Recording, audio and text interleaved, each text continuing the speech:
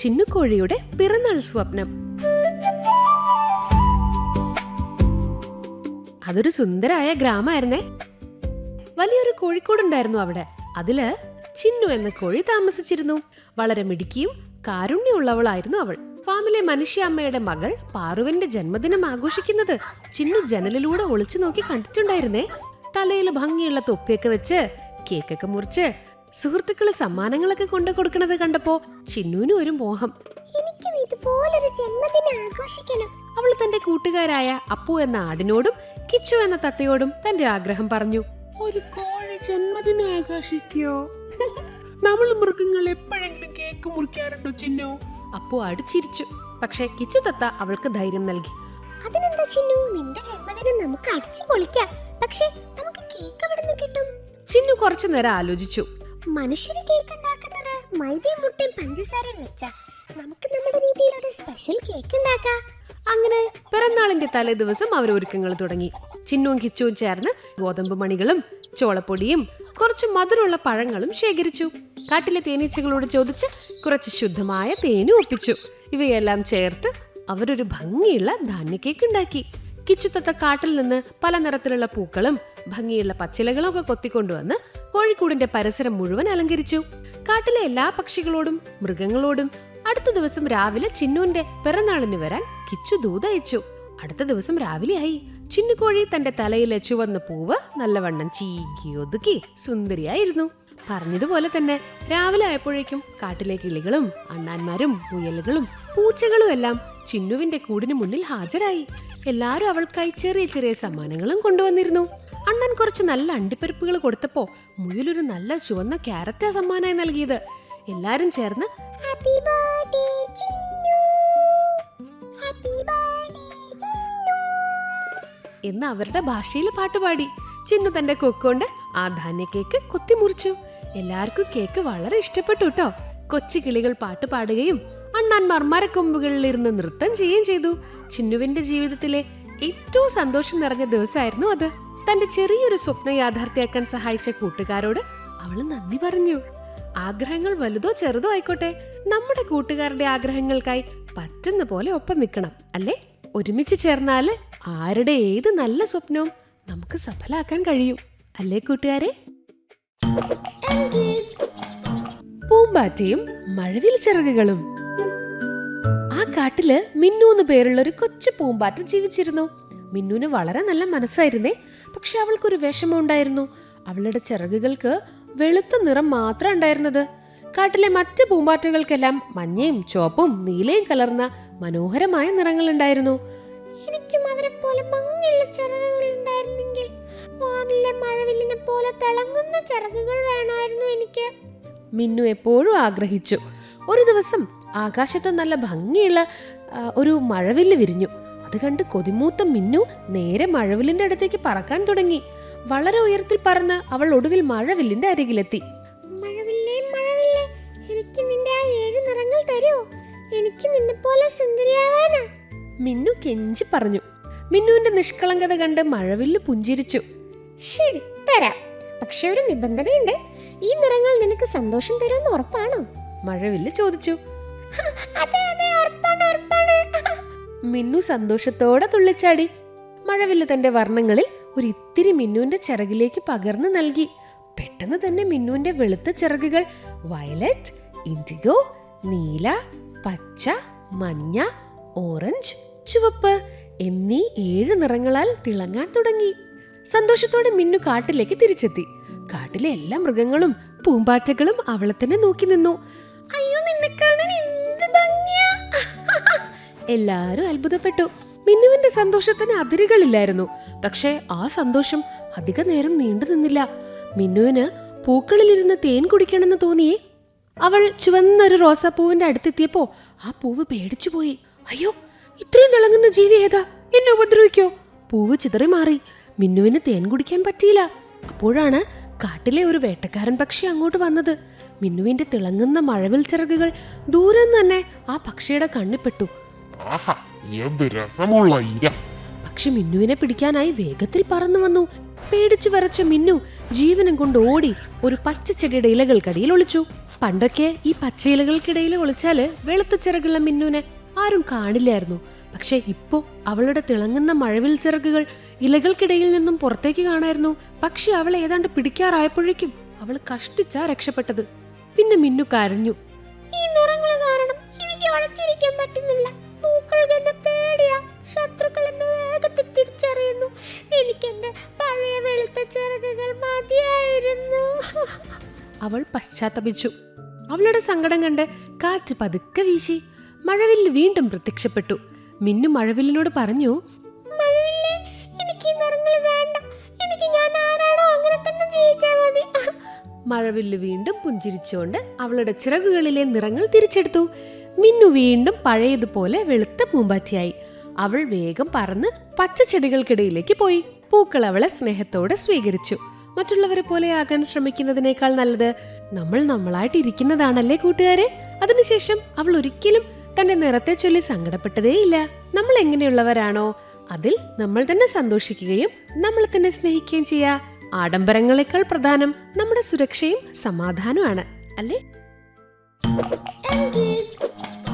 കുഞ്ഞുഞ്ഞും ഫ്ലാറ്റിലെ ജനൽ കൂടും. അതൊരു വലിയ നഗരമായിരുന്നു. അവിടെയുള്ള ഒരു ഫ്ലാറ്റിന്റെ 12ാം നിലയിലായിരുന്നു ആ ജനൽ. അവിടെ ഒരു ചെറിയ പ്രാവ് കുടുംബം താമസിച്ചിരുന്നേ. അച്ഛൻ പ്രാവ് പൊട്ടു, അമ്മ പ്രാവ് ചിന്നു, പിന്നെ അവരുടെ കുസൃതി കുടുക്കിയായ കുഞ്ഞുഞ്ഞ്. ആ ഫ്ലാറ്റിലെ ജനലഴികൾക്കിടയിലുള്ള ചെറിയ സ്ഥലത്ത് എന്തൊക്കെയോ ചില കഷ്ണങ്ങളും ഉണങ്ങിയ പുല്ലും ഒക്കെ വെച്ച് പൊട്ടുവും ചിന്നുവും ചേർന്നാണ് ഒരു കൊച്ചു കൂടുണ്ടാക്കിയത്. ആ ജനലിനപ്പുറമുള്ള മുറിയിൽ ഒരു ചെറിയ കുട്ടി താമസിച്ചിരുന്നേ. രാവിലെ ജനല് തുറക്കുമ്പോ കുട്ടി പ്രാവുകൾക്ക് തിന്നാൻ കുറച്ച് അരിമണികളും കുടിക്കാൻ ഒരു ചെറിയ പാത്രത്തിൽ വെള്ളമൊക്കെ വെച്ചു കൊടുക്കുമായിരുന്നു. കുഞ്ഞുഞ്ഞിന് ജനലിലിരുന്ന് താഴേക്ക് നോക്കാൻ ഭയങ്കര ഇഷ്ടായിരുന്നേ. കുട്ടിക്കും താഴെ ഉറുമ്പുകളെ പോലെ പോകുന്ന മനുഷ്യരും ചെറിയ കളിപ്പാട്ടങ്ങൾ പോലെ ഓടുന്ന വണ്ടികളൊക്കെ കാണുമ്പോ അത്ഭുതമായിരുന്നു. കുഞ്ഞുഞ്ഞി എപ്പോഴും പറയും, പക്ഷെ നിന്റെ ചിറകുകൾക്ക് ഇനിയും നല്ല ബലം വരണം. അതുവരെ അമ്മയും അച്ഛനും പറയുന്നത് അനുസരിച്ച് ഇവിടെ തന്നെ ഇരിക്കണേ. ചിന്നു അവനെ സ്നേഹത്തോടെ ഓർമ്മിപ്പിച്ചു. ഒരു ദിവസം അച്ഛനും അമ്മയും കുഞ്ഞുഞ്ഞിന് കഴിക്കാൻ ഇര തേടി പുറത്തേക്ക് പോയി. ജനലരികിൽ കുഞ്ഞുഞ്ഞി തനിച്ചായി. അപ്പോഴാണ് താഴെ ഭംഗിയുള്ളൊരു പൂമ്പാറ്റ പറന്നു പോകുന്നത് അവൻ കണ്ടത്. ആ പൂമ്പാറ്റയെ പിടിക്കാൻ കുഞ്ഞുഞ്ഞിന് മോഹം തോന്നി. അവൻ കൂടിന്റെ അരികിലേക്ക് നീങ്ങി നിന്നു. അപ്പോൾ ജനലിലൂടെ നോക്കുകയായിരുന്ന കുട്ടി പറഞ്ഞു, ഏയ് കുഞ്ഞുണ്ണി, ചാടില്ലേട്ടോ. എനിക്കും പൂമ്പാറ്റയെ പിടിക്കാൻ തോന്നാറുണ്ട്, പക്ഷെ ഞാൻ ചാടാറില്ലല്ലോ. അമ്മ പറഞ്ഞത് അനുസരിക്കാൻ ഞാൻ. കുട്ടിയെ പോലെ അല്ലല്ലോ, എനിക്ക് ചിറകുണ്ടല്ലോ എന്ന അമിത ആത്മവിശ്വാസത്തില് കുഞ്ഞുഞ്ഞ് ആര് പറഞ്ഞതും വകവെക്കാതെ ലേശം മുന്നോട്ടാഞ്ഞു. പെട്ടെന്ന് ശക്തമായൊരു കാറ്റടിച്ചു. നിയന്ത്രണം തെറ്റി കുഞ്ഞുഞ്ഞ് കൂട്ടിൽ നിന്ന് താഴേക്ക് വീഴാൻ തുടങ്ങി. അവൻ തന്റെ കുഞ്ഞു ചിറകുകളെ വേഗത്തിൽ അടിച്ചു നോക്കിയെങ്കിലും അവന് പറക്കാൻ കഴിയുന്നുണ്ടായിരുന്നില്ല. അവൻ വേഗത്തിൽ താഴേക്ക് പതുക്കിയിരുന്നു. ഭാഗ്യത്തിന് തൊട്ടു താഴത്തെ നിലയിലെ ജനലിൽ അവിടുത്തെ ചേച്ചി അലക്കിയ വസ്ത്രങ്ങൾ ഉണക്കാനിട്ടിരുന്നു. കുഞ്ഞുഞ്ഞ് നേരെ വന്ന് വീണത് ഒരു മൃദുവായ തോർത്തുമുണ്ടിലേക്കാണ്. അതുകൊണ്ട് അവന് പരിക്കൊന്നേറ്റില്ല. എങ്കിലും പേടി കാരണം അവന്റെ കുഞ്ഞു ഹൃദയം പടപടാന്നിടിച്ചോണ്ടിരുന്നു. കുറച്ചു കഴിഞ്ഞപ്പോ ഇരയുമായി മടങ്ങിയെത്തിയ പൊട്ടും ചിന്നും കൂട്ടിൽ കുഞ്ഞുഞ്ഞിനെ കണ്ടില്ല. അവര് പരിഭ്രാന്തിയോടെ ചുറ്റും നോക്കി. താഴത്തെ നിലയിൽ നിന്ന് ഒരു നേർത്ത ശബ്ദം കേട്ട് അവരങ്ങോട്ട് പറന്നു ചെന്നു. തോർത്തുമുണ്ടിൽ പേടിച്ചിരിക്കുന്ന കുഞ്ഞുഞ്ഞിനെ കണ്ട് അമ്മപ്രാവ് വേഗം അവന്റെ അരികിലേക്ക് ചെന്നു. ചിറകുകൾ കൊണ്ട് അവനെ ചേർത്ത് പിടിച്ചു. അച്ഛൻ പ്രാവ് അവന് ധൈര്യം നൽകി. പേടിക്കണ്ട മോനെ, അച്ഛനും അമ്മയും കൂടെയുണ്ട്. അവർ അവനെ ആശ്വസിപ്പിച്ചു. അച്ഛൻ പ്രാവ് കുഞ്ഞുഞ്ഞിനെ പതുക്കെ തന്റെ പുറത്ത് കയറ്റിയിരുത്തി. എന്നിട്ട് പതുക്കെ പറന്ന് അവനെ വീണ്ടും 12ാം നിലയിലെ സ്വന്തം ജനൽക്കൂട്ടിൽ സുരക്ഷിതമായി എത്തിച്ചു. അന്ന് കുഞ്ഞുഞ്ഞ് ഒരു വലിയ പാഠം പഠിച്ചു. മുതിർന്നവർ പറയുന്നത് അനുസരിക്കണം. കാരണം അവർക്ക് കുറച്ചുകൂടി അധികം കാര്യങ്ങൾ അറിയാലോ. പിന്നെ സ്വന്തമായി പറക്കാൻ പ്രായമാകുന്നത് വരെ അനാവശ്യമായ സാഹസങ്ങൾക്ക് മുതിരരുതെന്നും അവൻ മനസ്സിലാക്കി. അതിനുശേഷം അച്ഛന്റെ അമ്മയുടെയും കൂടെ പറക്കൽ പരിശീലനം പൂർത്തിയാക്കിയ ശേഷമാണ് കുഞ്ഞുഞ്ഞ വലിയ ലോകത്തേക്ക് സന്തോഷത്തോടെ പറന്നുയർന്നത്. അപ്പുകുതിര പറക്കോ? പണ്ട് ഒരു സുന്ദരമായ വനത്തില് കാറ്റുപോലെ വേഗത്തിൽ ഓടാൻ കഴിയുന്ന ഒരു ചെറിയ കുതിരക്കുട്ടി ഉണ്ടായിരുന്നു. അവന്റെ പേര് അപ്പു എന്നായിരുന്നു.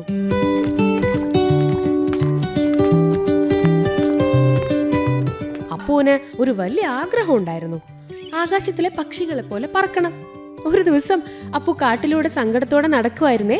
തനിക്ക് ചിറകില്ലാത്തോണ്ട് പറക്കാൻ കഴിയുന്നില്ലല്ലോ എന്ന് ഓർത്തായിരുന്നു വിഷമം. അപ്പോൾ ഒരു മരക്കൊമ്പിലിരുന്ന തത്തമ്മ അവനെ വിളിച്ചു. എന്നിട്ട് ചോദിച്ചു, അപ്പോ നീ എന്താ ഇത്ര സങ്കടത്തിൽ? അപ്പൊ അപ്പു പറഞ്ഞു, എനിക്കും നിങ്ങളെപ്പോലെ ആകാശത്തിലൂടെ പറന്നു നടക്കണം, പക്ഷെ എനിക്ക് ചിറകില്ലല്ലോ. അത് കേട്ട് തത്തമ്മ ചിരിച്ചുകൊണ്ട് പറഞ്ഞു, അപ്പോ ഓരോരുത്തർക്കും ഓരോ പ്രത്യേക കഴിവുകളാണുള്ളത്. പക്ഷികൾക്ക് പറക്കുന്ന കഴിവ് പോലെ നിനക്ക് വേഗത്തിൽ ഓടാനുള്ള കഴിവുണ്ടല്ലോ. നിന്റെ കാലുകളാ നിന്റെ ചിറക്. തത്തമ്മ പറഞ്ഞത് ശരിയാണോന്ന് നോക്കാൻ അപ്പു തീരുമാനിച്ചു. അവൻ കണ്ണടച്ച് കാറ്റിനേക്കാൾ വേഗത്തിൽ മുന്നോട്ടോടി. അവൻ ഓടിയപ്പോഴേ തണുത്ത കാറ്റ് അവന്റെ മുഖത്ത് തലോടി. അവന്റെ കഴുത്തിലെ രോമങ്ങള് കാറ്റിലങ്ങനെ പറന്നു. വേഗത കൂടിയപ്പോ താൻ ശരിക്കും വായുവിലൂടെ പറക്കുകയാണെന്ന് അപ്പുവിന് തോന്നി. അപ്പോഴാണ് കാട്ടിലെ ആനക്കുട്ടി ചക്കര ഒരു വലിയ കുഴിയിൽ വീണ് കിടക്കണത് അപ്പു കണ്ടത്. ചക്കരക്കുട്ടി പേടിച്ച് കരയായിരുന്നു.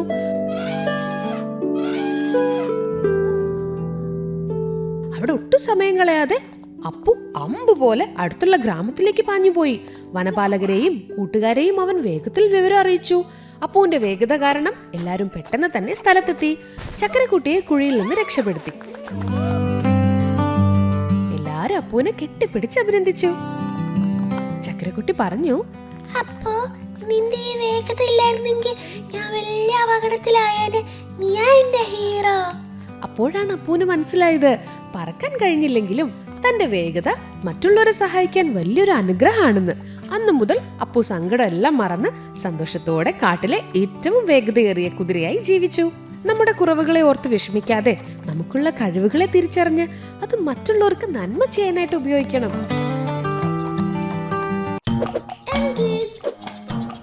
വെള്ളിത്തിളക്കമുള്ള കൊച്ചു സ്പൂൺ. അടുക്കളയിലെ അലമാരയില് കുറേ സ്പൂണുകൾ താമസിച്ചിരുന്നു.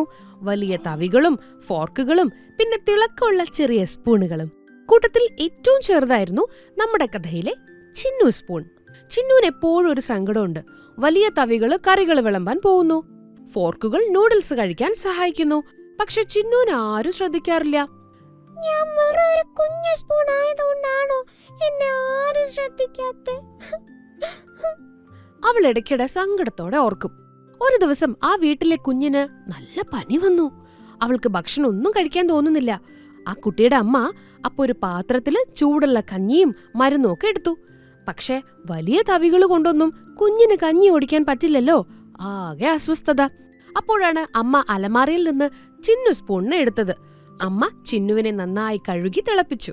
കുഞ്ഞിന്റെ കുഞ്ഞു വായ്ക്ക് അനുയോജ്യമായ ഒരേയൊരു സ്പൂൺ ചിന്നു മാത്രമായിരുന്നു. ചിന്നു പതുക്കെ ഓരോ സ്പൂൺ കഞ്ഞിയും കുഞ്ഞിന് നൽകി. പിന്നെ മരുന്നും നൽകി. ചിന്നുവിന്റെ തണുപ്പും സ്നേഹവും കുഞ്ഞിന് ആശ്വാസായി.